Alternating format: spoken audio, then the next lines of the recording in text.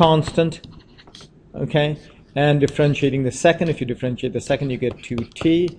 So then this becomes, let's do a little bit of algebra. Let's just carry through.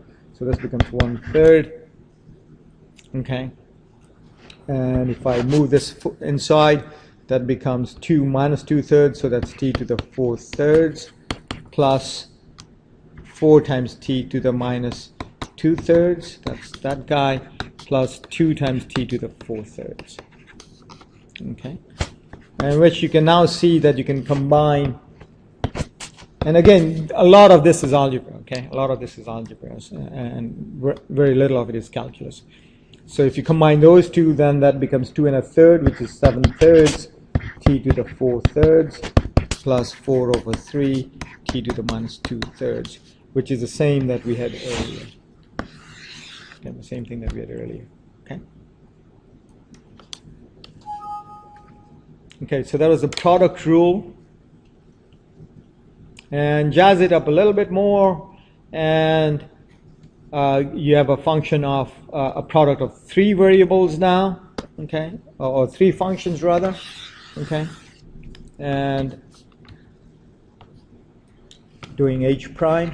So I'm not going to keep telling you what rules we are using and so on.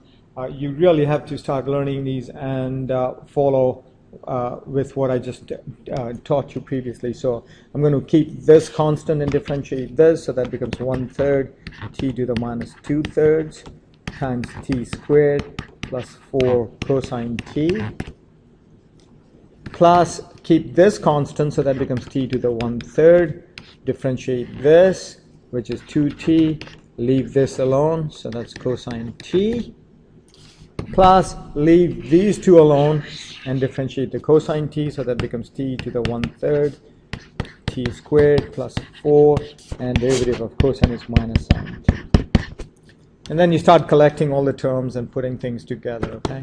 So that becomes, if I distribute this, that becomes 1/3 t to the 4/3 plus 4/3. There's a cosine t here, so let me just get that in here. There's this cosine t, okay, plus 4/3 t to the minus 2/3 cosine t, plus 2t to the 2/3 cosine t, okay. And then this guy gives me a negative, and that's t to the 7/3, so that's negative t to the 7/3 sine t, minus 4t to the 1/3 sine t. Okay, and it looks like there aren't any terms that you can really combine, at least in terms of the t's. Okay, they all seem to have specific exponents. You could leave it like this, or convert them to radicals. Okay, right. But that's the point here is not to show you the algebra. The point here is to show you how to differentiate a product of functions. Okay, product of functions.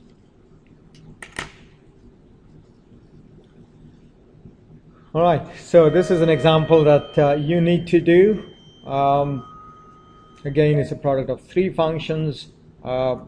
Your first goal ought to be to change the radical notation there to exponents, okay, to fractional exponents. So you should really rewrite this as x to the 2/3 sine x cosine x, and therefore h prime would become, differentiate this, so that becomes 2/3 x to the minus 1/3.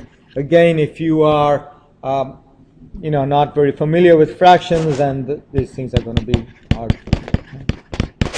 And so that's the first one, plus leave x to the 2/3 alone, differentiate sine x, so you get cosine squared x, plus x to the 2/3, differentiate cosine x, it becomes minus sine squared x. Okay, derivative of cosine is minus sine, and so that all becomes 2/3 x to the minus 1/3 sine x cosine x plus x to the 2/3 cosine squared x, and this becomes minus x to the 2/3 sine squared x. And there's a lot of simplification you can do here from trig as well. So this guy is going to become 2/3 cube root of x, Sine x cosine x is 1/2 sine 2x, and take the x to the 2/3 out, and you get cosine squared minus sine squared x, which is cosine 2x. Okay, so eventually this guy cancels, and you get sine 2x 3 cube root of x plus cube root of x squared times cosine 2x. Okay. Someone might say that, hey, it would have been a lot easier had we recognized that this is equal to sine 2x over 2. Okay, and you could have done that too, and you should really get to this answer. Okay. All right, product rules. And if you have a product rule, then clearly you have to have the opposite of that, and that be the quotient rule. Okay. So for this example here, this is a quotient. You've got a function, sine x, divided by another function, which is a simple x. And you want to differentiate this, okay? And so here's the quotient rule.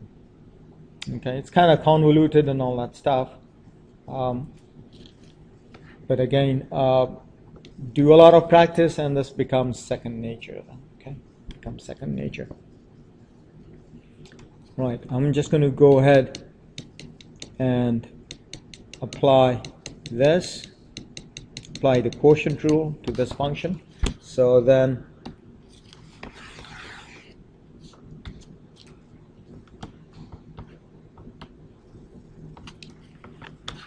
f prime of x, and the rule is you keep the denominator and differentiate the numerator, so it becomes x cosine x minus, keep the numerator and differentiate the bottom. So if you differentiate the bottom, you just get 1, so that just stays as sine x all over x squared. Okay, let's just go re-verify the product rule there. Okay, so what you have is keeping the denominator constant, okay, differentiating the top, minus keeping the top, differentiating the bottom. Okay, did I do that right then? Okay. Kept that and differentiate sine x. Okay, so you need to keep the bottom and differentiate the top. Again, I think the problems come in when when one forgets to keep the right functions constant in the quotient rule. Right functions constant, and okay. And if you want, you can simplify this further as cosine x over x minus sine x over x squared.